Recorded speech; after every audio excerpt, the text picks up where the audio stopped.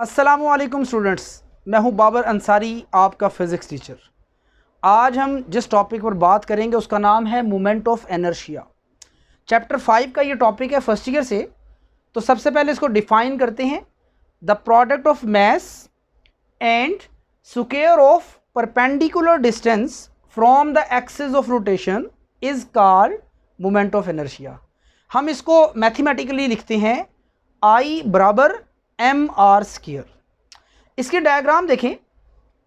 सबसे पहले हम कहते हैं कि हमने एक रॉड के साथ एक ऐसा रॉड लिया जो लाइट रॉड है, जिसका वेट बहुत कम है।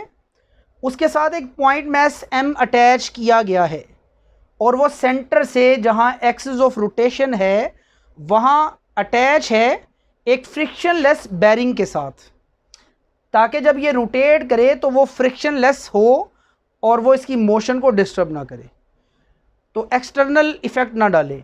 तो यहाँ पर हम कहते हैं कि जैसे ही इस ऑब्जेक्ट पर फोर्स लगाई जाएगी तो ये ऑब्जेक्ट एक्सिस ऑफ रोटेशन के गिर्द रोटेट करेगा फोर्स लगाने की वजह से। तो यहाँ हम इसको मैथमेटिकली लेके चलते हैं। अगर हम फोर्स लगाएं किसी ऑब्जेक्ट पर तो according to Newton second law F बराबर ma होता है, और ये जो F है ये उसके ऊपर लग रहा है टेंजेंट के अलोंग, और जो एक्सेलरेशन उस लम्हे उसके अंदर होगा वो भी टेंजेंट के अलोंग होगा। तो हम उसको नाम देंगे टेंजेंशियल एक्सेलरेशन। तो ये बन जाएगा F बराबर ma और साथ में छोटा सा मैंने लिख दिया t। अब जो एक्सेलरेशन लीनियर होता है, अगर उसको एंगुलर एक्सेलरेशन के साथ रिलेट किया जाए, आप ये मतलब जानते हैं कि जब बॉडी रोटेट करती है, एंगुलर मूव करती है, एंगुलर मोशन में होती है, तो उस वक्त जो उसका लीनियर एक्सेलरेशन टेंजेंट के अलोंग होता है वो एंगुलर एक्सेलरेशन के साथ रिलेट करता है। तो उसका जो फार्मूला होगा वो होगा a बराबर r अल्फ़ा। तो बेटा यहाँ पर हम क्या बात करेंगे आगे कि अगर मैं ये कहूँ कि r अल्फ़ा पुट किया जाए तो f बराबर m r अल्फ़ा हो जाएगा। अब मैं यहाँ पर दोनों तरफ r से मल्टीप्लाई करता हूँ। r से मल्टीप्लाई क्यों कर रहे हैं हम? इसलिए ताकि हम ज़रा उसको देख सकें कि जब मैं r से मल्टीप्लाई करूँगा तो ये रिलेशन बनेगा rf, और ये बन जाएगा m r² अल्फ़ा, क्योंकि एक r पहले से मौजूद था और दूसरा r जब मल्टीप्लाई हुआ तो वो बन गया m r² अल्फ़ा। तो बेटा ये m r² क्या है? देखिए हम शुरू में बात कर चुके हैं इसके बारे में। I बराबर mr², this is the moment of inertia. तो ये बन गया टॉर्क बराबर I अल्फ़ा, क्योंकि torque RF magnitude of torque है, उसकी जगह हमने लिख दिया टाउ। टॉर्क बराबर mr² I है और अल्फ़ा। ये रिलेशन हमें क्या बताता है? ये रिलेशन बताता है कि जब किसी बॉडी के अंदर टॉर्क पैदा होगा तो उसके अंदर एंगुलर एक्सेलरेशन भी होगा। यहाँ पर हम कह सकते हैं कि अगर किसी बॉडी के अंदर एंगुलर एक्सेलरेशन नहीं है, वो यूनिफॉर्म एंगुलर मोशन के साथ मूव कर रही है, तो हम बोलेंगे कि उसका अल्फ़ा ज़ीरो होगा। यूनिफॉर्म एंगुलर वेलोसिटी से अगर कोई बॉडी मूव करे तो उसका जो एक्स अल्फ़ा है वो ज़ीरो होगा। तो टॉर्क बराबर I इंटू ज़ीरो, टॉर्क भी ज़ीरो हो जाएगा। तो बेटा ये हमारे पास एक रिलेशन है। अब यहाँ पर एक बात चूँकि बच्चों को उसमें प्रॉब्लम आती है कि मूवमेंट का जो मतलब है वो क्या है। मतलब एक स्टूडेंट जो नॉर्मल एवरेज स्टूडेंट है वो ये सोचता है कि मूवमेंट क्या है, इनर्शिया, मोमेंट ऑफ इनर्शिया क्या है। तो देखिए हम सिंपल अगर लीनियर मोशंस की बात करें, जब कोई बॉडी रोड पे मूव कर रही है, सीधी लाइन में मूव कर रही है, तो हम कहते हैं उस बॉडी के पास इनर्शिया है। इनर्शिया क्या है? मतलब किसी बॉडी के अंदर वो एबिलिटी है जिसके तहत अगर वो मूव कर रही हो तो वो मूव करना चाहती है, और अगर वो रुकी हुई हो, कहीं रेस्ट की हालत में मौजूद हो, तो वो रेस्ट की हालत में ही रहती है। मतलब हमेशा वो चेंज को रेजिस्ट करती है। अब वो चाहे रेस्ट में हो चाहे वो मूव कर रही हो, वो इसमें चेंज नहीं आने देना चाहती। बॉडी की जो ये इंटरनल एबिलिटी होती है इसको हम बोलते हैं इनर्शिया। लेकिन ये लीनियर मोशन में होता है। अगर कोई बॉडी एंगुलर मोशन में हो तब भी उसके पास इनर्शिया होता है, और उस वक्त हम उसको नाम देते हैं मोमेंट ऑफ इनर्शिया। उसको एक नाम ये भी दे सकते हैं रोटेशनल इनर्शिया। तो बेटा ये जो हमने रिलेशन लिखा टॉर्क बराबर आई अल्फ़ा, ये रिलेशन इसी चीज़ को रिप्रेजेंट करता है। तो इसके बाद देखें ज़रा, इसके बाद देखें ज़रा, मैं इसको मिटा देता हूँ। तो अब हम क्या करेंगे, हमारे पास ये एक रिलेशन है टॉर्क बराबर आई अल्फ़ा। मैंने यहाँ जो रिलेशन निकाला था मैंने ऊपर करके लिख दिया है दोबारा से। अब हम यहाँ पर ये एक बात करेंगे कि ये जो टॉर्क है ये बिल्कुल ऐसे काम कर रहा है जैसे F बराबर एम ए का रिलेशन काम कर रहा था। मतलब अगर कोई बॉडी लीनियर मूव करती है तो हमें उसे फोर्स देनी पड़ती है, लेकिन अगर कोई बॉडी एंगुलर मूव कर रही हो तो हमें टॉर्क देना पड़ता है। मतलब जो काम एंगुलर मोशन में टॉर्क कर रहा है वही काम लीनियर मोशन में फोर्स करेगी। इसी तरह जो लीनियर मोशन में इनर्शिया का किरदार मैस अदा करता है वही किरदार एंगुलर मोशन में आई अदा करता है। और आई क्या है, आई एम आर स्क्वायर है, यानी एम के अलावा उसके अंदर रेडियस का स्क्वायर भी है। और इसी तरह लीनियर मोशन में लीनियर एक्सेलरेशन होता है और एंगुलर मोशन में एंगुलर एक्सेलरेशन होता है। तो बेटा ये हमारा रिलेशन था। और फिर इसका यूनिट भी लिख सकते हैं हम। यूनिट इसका क्या होगा, यूनिट इसका होगा m का किलोग्राम, r स्क्वायर का metre square, this is the unit. तो अब हम देखते हैं कि यही जो रिलेशन है मुख्तलिफ ऑब्जेक्ट्स के लिए क्या होगा। जो हमारी फर्स्ट ईयर की बुक है उसमें एक रिलेशन लिखा हुआ है रॉड का।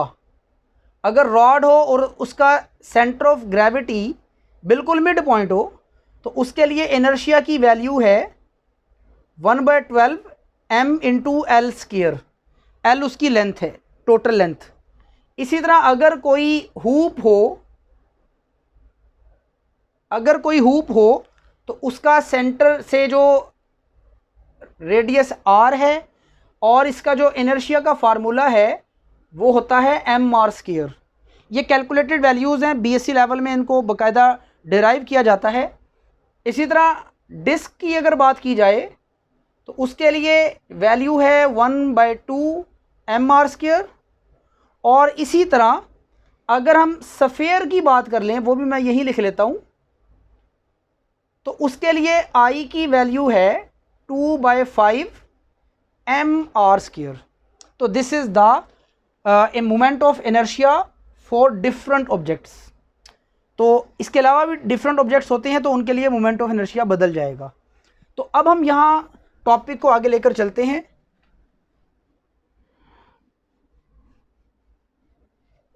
तो इसके बाद हमारे पास है moment of inertia. Moment of inertia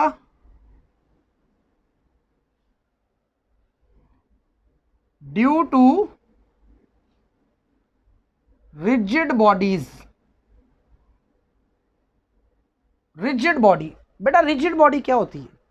एक ऐसा जिस्म जिस पर फोर्स लगाई जाए तो उसके पार्टिकल्स जो उसके अंदर मौजूद हैं उनके दरमियान डिस्टेंस चेंज ना हो, डिस्टेंस बदले नहीं, तो ऐसा ऑब्जेक्ट कहलाता है रिजिड बॉडी। तो अब रिजिड बॉडी का मोमेंट ऑफ इनर्शिया हमने बताना है। तो हम यहाँ एक रैंडम सी पिक्चर लेते हैं। मसलन मैं ये एक पिक्चर सी ले लेता हूँ। तो this is the rigid body. इसका कोई ना कोई एक्सिस ऑफ रोटेशन होगा, हमने उसको एक पॉइंट दे दिया O। अब इसके अंदर ढेर सारे पॉइंट्स हैं। मसलन ये एक पॉइंट है, इसको हम नाम दे देते हैं M1, पार्टिकल M1। कोई और पार्टिकल है उसको हम नाम दे देते हैं M2। इसी तरह कोई और पार्टिकल है उसको नाम दे देते हैं M3। और इसी तरह बेटा हम नाम देते रहेंगे तो Mn तक हमारे पास पार्टिकल्स होंगे। हम क्या करेंगे, हर पार्टिकल का मोमेंट ऑफ इनर्शिया निकालेंगे। तो आप ऊपर रिलेशन देख रहे हैं टॉर्क बराबर आई अल्फ़ा। अगर मैं इसका एक स्टेप पीछे इसको लिखूं तो आई की कीमत जो हमने लिखी थी एम आर स्क्वायर अल्फ़ा है। तो मैं यहाँ पर 1/1 हर बॉडी का टॉर्क निकालूंगा। तो जब हर बॉडी का टॉर्क निकालूंगा तो पहली बॉडी का क्या टॉर्क होगा, मतलब पहला पार्टिकल है 4 पार्टिकल M1, इसके लिए टॉर्क होगा टॉर्क 1 बराबर मैस m1, इसका जो फासला है बेटा वो r1 होगा, m2 का r2, m3 का r3 और mn का rn। इस तरह जितने भी पार्टिकल्स होंगे उन तमाम के लिए हम उसका डिस्टेंस नोट कर लेंगे और 1 बाय 1 हर एक का टॉर्क मालूम करेंगे। तो बेटा यहाँ बन गया टॉर्क 1 बराबर m1 r1 स्क्वायर अल्फ़ा। यहाँ अल्फ़ा 1 हमने नहीं लिखा। इसी तरह अगर मैं आगे चलूँ इस रिलेशन को लेकर,